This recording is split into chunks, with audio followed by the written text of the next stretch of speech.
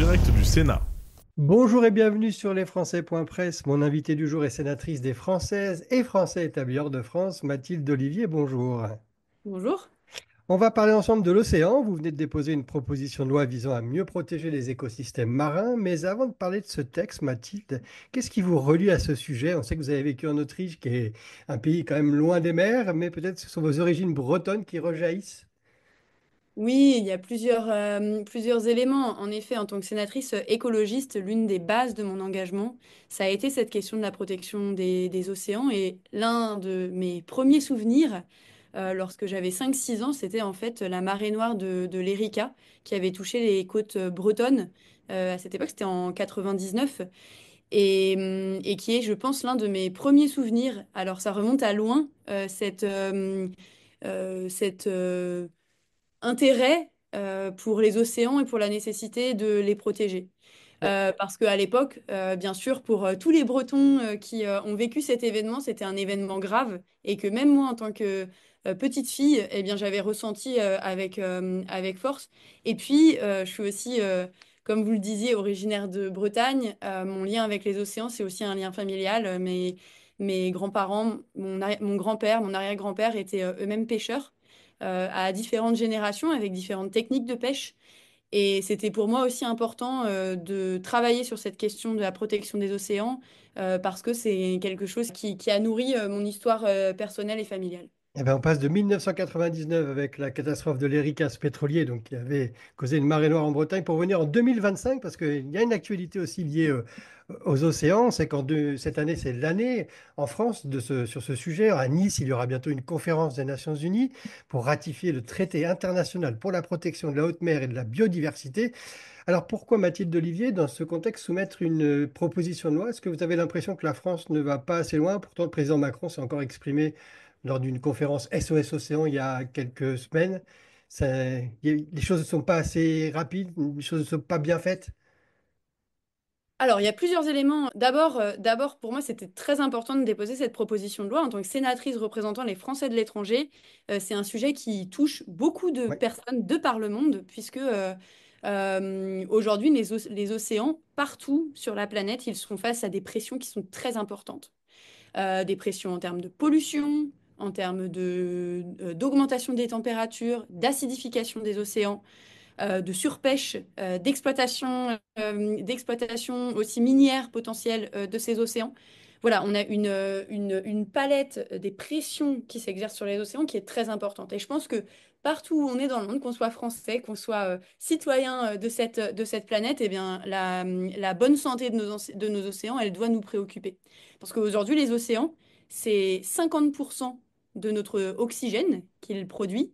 Et c'est aussi depuis le réchauffement de notre planète, depuis un siècle environ, 90% de la chaleur, de l'excès de chaleur qui a été produit par les êtres humains, par les activités humaines, qui ont été absorbés par les océans. Donc c'est un vrai allié pour nous dans la lutte contre le réchauffement climatique. Et donc il faut absolument agir, il faut des actions concrètes et des actions fortes. Alors la France, elle a été très active à l'échelle internationale. Elle est motrice, notamment sur le BBNJ, qui est Hum. un grand, euh, voilà, un C'est ce accord. traité international sur la haute mer et la biodiversité marine, c'est ça, hein? Tout à fait. Et c'est un traité qui est très important et sur lequel la France a des actions diplomatiques importantes pour qu'il soit ratifié par un maximum de pays. Euh, mais lorsqu'on parle de ces eaux françaises, il y a encore beaucoup à faire. Parce que la France, c'est le deuxième territoire maritime du monde après les États-Unis.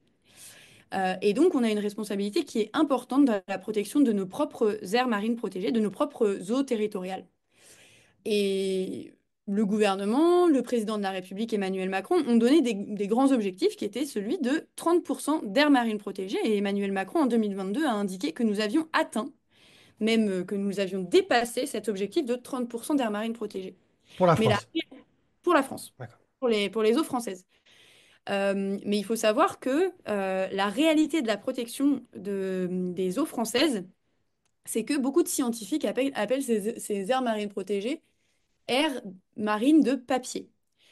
Parce que La réalité de cette protection, elle est moyenne. La D'accord. mise en œuvre de la protection, elle est moyenne. Il faut savoir que c'est aujourd'hui toujours possible de chaluter, de faire par exemple du chalut de fond dans les aires marines protégées. Le chalut de fond, ça racle tout le fond des océans, ça détruit les habitats, ça détruit potentiellement des écosystèmes très complexes qui mettent parfois des dizaines d'années, voire même des centaines d'années. En fait, on n'a pas la visibilité sur le temps qui sera nécessaire pour que ces écosystèmes puissent se reconstituer. Ça libère aussi des quantités énormes de carbone lorsque l'on racle ces fonds marins. Euh, et aujourd'hui, donc, c'est toujours possible dans nos aires marines protégées de chaluter, par exemple. D'accord. On est quand même dans un double discours en quoi ces aires marines sont aujourd'hui réellement protégées. Et puis, il y a la question de la protection stricte. La protection stricte, c'est les 10% que la France s'est aussi donné comme objectif à l'échelle internationale. Et l'idée de ces aires marines en protection stricte, c'est d'avoir 10% réellement protégés avec aucune extraction, ni extraction minière, ni extraction en termes de ressources halieutiques, donc de poissons.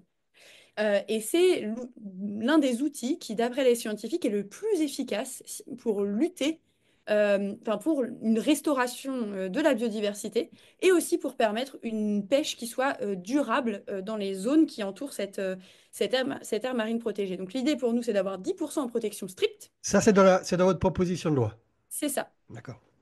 avec une zone tampon autour de ces 10% en protection stricte qui serait réservée à la pêche artisanale professionnelle, pour que les pêcheurs artisans puissent bénéficier en priorité des bénéfices de cette zone qui aura été protégée et qui, d'après les études scientifiques, au bout de 2 3 ans, on commence à avoir une vraie reconstitution de la biodiversité dans cette zone. Et au bout de 5 6 ans, dans les exemples d'aires marines qui sont déjà réellement protégées, on a un débordement de la biodiversité, c'est-à-dire que euh, voilà, toutes les ressources halieutiques, tous les poissons qui sont dans cette zone commencent à déborder autour. Et donc, les pêcheurs qui travaillent autour de cette zone peuvent réellement en profiter. Il y a plein d'autres bénéfices aussi, notamment en termes de tourisme, par exemple, d'avoir des aires marines protégées avec des écosystèmes résilients. Voilà, ça a un des bénéfices très importants de mettre en place ces aires marines protégées. Et nous, l'objectif de parler de protection stricte, c'est d'avancer de manière plus ambitieuse par rapport à la protection forte, qui est ce que porte aujourd'hui le gouvernement, et qui n'est pas vraiment cette protection qui est portée par les scientifiques et les ONG, qui est cette idée de vraiment n'avoir D'accord. aucune extraction de ressources dans ces espaces. Donc, d'un côté, il y a cette histoire de pourcentage pour protéger nos aires marines, donc placer à 10% l'ensemble du territoire protégé par cette proposition de loi que vous mettez sur la table.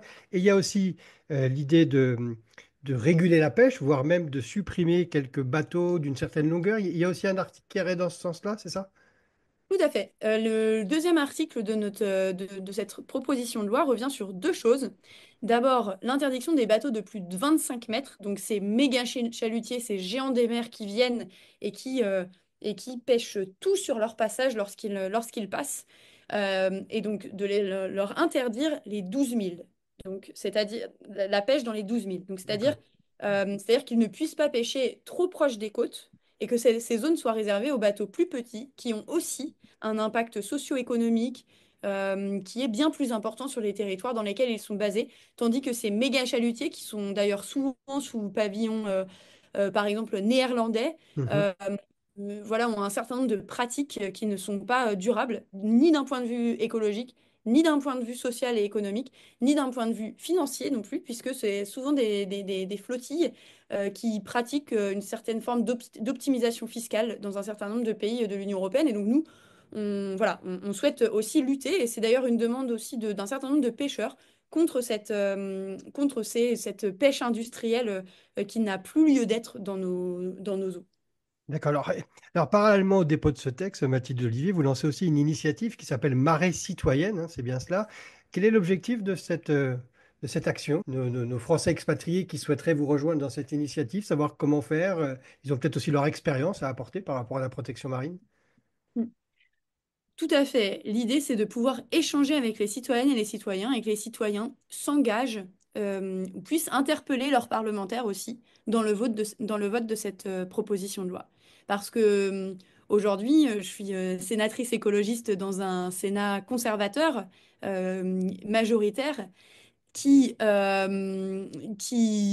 sur ces questions de protection des écosystèmes, voilà, n'est pas forcément aligné sur le texte que je porte. Et Mhm.